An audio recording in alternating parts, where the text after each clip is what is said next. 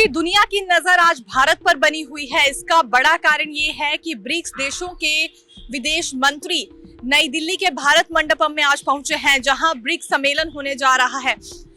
भारत के विदेश मंत्री एस जयशंकर की ओर से इसकी अध्यक्षता की जाएगी। वैश्विक स्तर के मुद्दे उठाए जाएंगे और ये भी देखना काफी रोचक रहने वाला है कि ब्रिक्स देशों के साथ और भारत के संबंध अब कैसे सुधरते हैं या फिर कैसे इकोनॉमिकली भी यहाँ पर सुधार करने की बात होती है।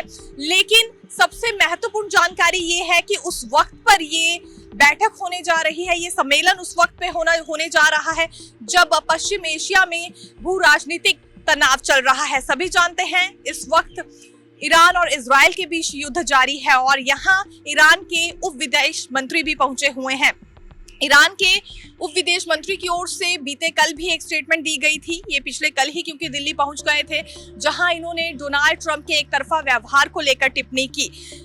फिलहाल भारत ही नहीं बल्कि चीन पर भी इस दौरान सभी की नजर बनी हुई है और कारण ये है कि चीन में डोनाल्ड ट्रंप गए हैं, जहां आज उनकी बैठक होने वाली है शी जिनपिंग के साथ। उस बैठक में भी कुछ अहम फैसले हो सकते हैं और दूसरी तरफ भारत है, जहां पर ब्रिक्स सम्मेलन आयोजित किया गया है। यूं तो ये 2 दिन तक रहने वाला है, लेकिन आज का दिन इसलिए भी अहम माना जा रहा है क्योंकि प्रधानमंत्री नरेंद्र मोदी ठीक 1 बजे सभी विदेश मंत्रियों के साथ संवाद करने वाले हैं। इसके लिए केंद्र सरकार की ओर से आधिकारिक वेबसाइट और लोगो का अनावरण भी किया गया था।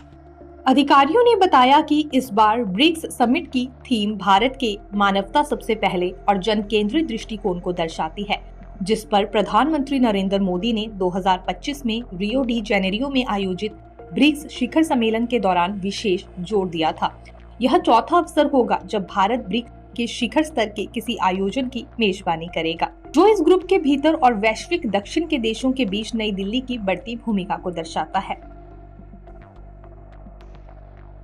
चर्चाओं का मुख्य केंद्र प्रमुख क्षेत्रीय और वैश्विक घटनाक्रम, सदस्य देशों के बीच बहुपक्षीय सहयोग को मजबूत करना और बदलती भू राजनीतिक वास्तविकताओं को देखते हुए अंतर्राष्ट्रीय शासन संरचनाओं में सुधार को आगे बढ़ाना होगा। मंत्रालय ने कहा कि भाग लेने वाले देश अपने अपने प्रतिनिधित्व का स्वयं स्तर तय करेंगे। प्रतिनिधि मंडलों के बारे में अधिक जानकारी तभी सामने आ पाएगी जब प्रतिनिधि नई दिल्ली पहुंच जाएंगे और अपने देश को लेकर और दोनों देशों के बीच रिश्ता गहरा करने को लेकर अपनी बात रखेंगे।